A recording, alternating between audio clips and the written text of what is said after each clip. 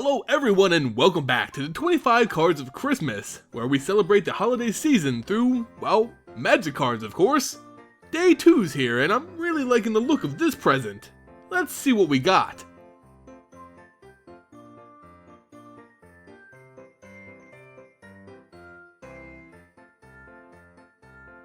Oh, would you look at that? It's Basandra, Battle Seraph from MTG's Commander set back in 2011.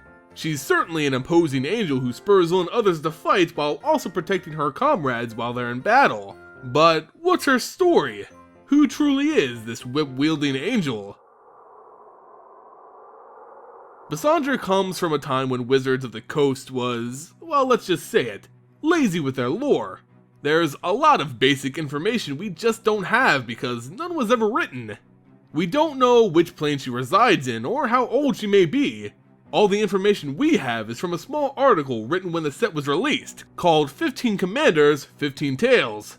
Apparently, Basandra is revered by warriors who seek truth through the purity and ordeal of combat. She forbids trickery and deception, Jace, in favor of the sharpness of steel, the endurance of will, and the strength of muscle. All who are called rush into battle with unquestioning zeal. But this would be an insanely short video if that's all I had. So let's see if we can uncover some secrets Basandra may be holding onto. First, let's try to pinpoint the plane she's from. For this, let's take a look at the commander deck she was featured in, Heavenly Inferno. This was a pre-constructed deck focused on flying threats and followed Mardu colors, that being red, white, and black. Heavenly Inferno also emphasized typically huge creature types, stuff like angels, demons, and dragons. Yet this doesn't really help narrow down Basandra's home plane. Many worlds play host to these creatures, so we have to dig a little further. Let's look at the designated commander for the Heavenly Inferno deck, this human cleric named Kaalia of the Vast. Since she's the commander for this deck, we can assume that anything included in her army, which isn't already explicitly mentioned as being from a different plane, shares a plane with Kaalia. All the stories I could find on this cleric sets her in Alara, so we can make the estimation that both her and Basandra are from one of the shards of this plane. Now we understand this angel's from Alara, but what's her purpose? How's she used in the MTG storyline? Well, most of that information comes from the lore of Kaalia. She was once a cleric to a religious organization which worshipped an angelic host. From her small village, Kaalia, who at this point was known as Leah, lived a relatively peaceful and normal life with her family. Yet, Alara was changing, and the shards which separated the worlds were again coming together. This forced neighboring realities to interact and become one, with devastating results. Leah was from Bant, but when the shards converged on one another, her world came face to face with the hellish domain of Grixis. From this dark shard, cultists poured out and invaded the small villages of Bant, one of which being Leah's home. The attack resulted in the slaughter and capture of many from her village. Even Leah's family were caught in the siege. Somehow, this young cleric was spared both death and capture, but was left alone and scared. After this destruction, Leah began to train on her own. Apparently, she was a pretty skilled mage and was quite fond of shattering small pebbles with her magic. While she believed she was now completely alone, this wasn't actually the case. She was being watched from the shadows. Just as another day of isolation began, Leah was ambushed and taken away.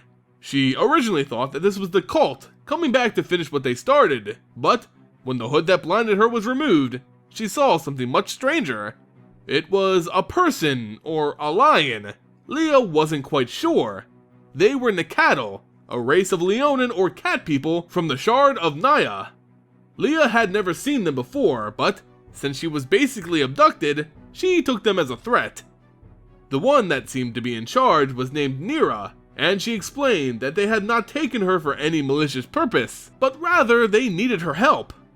The Nakatl are charged with protecting their ancient lands, the lands of their great teacher, the Leonin planeswalker Ajani. With the recent convergence, these lands, Naya, had come into contact with all types of different threats. Currently, Nira and her band of warriors were dealing with a group of cultists who were collecting bones and living creatures to use in their rituals. Leah was told that this cult were the ones responsible for her village's attack so many days ago. If she wanted to help her fellow clerics save her family, she had to help Nira and the others stop the cultist ritual. But Leah was still confused. How could this young girl be of any help in this situation? For the ritual to be halted, they must destroy a raised skeleton dragon, which served as the demonic epicenter for the spell. This would be incredibly difficult for the Nacatl, who only had access to small arms to use in battle. Leah was observed as having the ability to break stones, making her a stone killer, a mage who could focus their magic into shifting and destroying solid objects. She would use this power on the skeleton of the dragon, bringing it down and interrupting the ritual. Leah agreed and officially joined forces with Nira. The cultists made their home atop the side of a large mountain in the ruins of a fallen church. This is where they must attack to stop the ritual. As they traveled, they noticed the huge skeleton coming into view. To Leah, who had never seen anything like it before, it looked as if death itself was hovering just above the ground. Near the ritual site, the group made camp high above in the canopy of the trees. As they waited to ambush the cultists, Nira offered to give Leah a warrior's name, a tradition of her people to those entering battle for the first time. Leah agreed, and she was forever known as Kaalia. As the hooded figures approached the piles of decaying flesh and loose bones that was the ritual site, Kaalia scanned, looking for signs of her family. None were present, but that didn't mean they were truly dead. As the cultists lined up in a circular pattern, they began chanting unholy words, invoking the power to call forth a powerful demon which served as their lord. There was no more time to waste. They needed to attack now should the ritual be completed. The Nacatl pounced, attacking the cultists, clearing a path for Kaalia to dismantle the skeleton dragon. As this young cleric made her way up its large spine, she was stopped by a bald man who fought with insanity in his eyes. As she began to work her own magic on the skeleton, he jumped at her, only to be stopped by Nira. Kaalia was bought just enough time to cause the keystone of the dragon to shatter, sending the rest of the skeleton crashing into a pile on the ground. As Kaalia fell, she was grabbed by Nira, who spun the two around just before hitting the earth. Kaalia landed on top of Nira, mortally wounding her. Nira congratulated the little warrior and begged for her to flee. Her job was done, but as Nira drew her final breath, the ground beneath them began to quake and split open. The death which had soiled the ritual site with so much blood was enough to release its dark prisoner, a giant demon whose wings blotted out the sun. At the very sight of this monster, Kaalia passed out. Upon awakening, she found nothing but destruction around her. It was as if she was reliving the attack of her family and village. Kaalia of the Vast, as she's now known, sits within her mountain chapel, pondering both the heavenly host and the infernal horde, tormented by her past, scarred by devastation. Her soul was fractured, and a growing hatred soon grew in those cracks. Now driven by a righteous fury and an unholy thirst for revenge, Kaalia broods, amassing her vast power, waiting to unleash her apocalyptic might upon any who stand in her way. She now uses the might of angels and demons alike to hunt down that which she believes took so much from her. And that's where we return to find Basandra battle Seraph, an angel in the army of Kaalia. So many of you may ask, well, Simon, if Basandra didn't have much lore to go off of, then why didn't you just do a video on Kaalia of the Vast instead? And that's a good question. The simple answer is that I have fond memories of Basandra, so I chose to tie her story in with Kaalia's. What's the holiday season for if not forming and reflecting upon great memories past?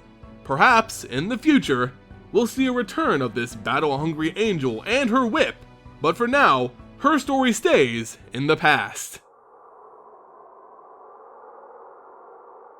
Wow, that Simon can tell a really good story, can't he, folks? Hi, I'm not Simon, I'm actually his twin brother. He's given me the honor to put this card on this tree for this card of Christmas.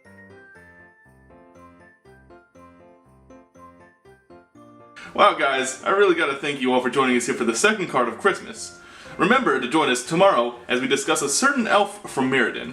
And, like always, see you next time. Hey guys, Simon here, just letting you know if you liked the video, you can support future content by liking it and sharing it with your friends. You can also support this channel by visiting my sponsors over at abugames.com. abugames.com is a leading online store for all things MTG, and without them, this series wouldn't be possible. You may even consider following me on social media or becoming a patron on Patreon. Through those means, you can stay up to date with the channel along with gaining access to special events and giveaways. You can find those links in the description below. Regardless, I wish you all a happy and safe holiday season.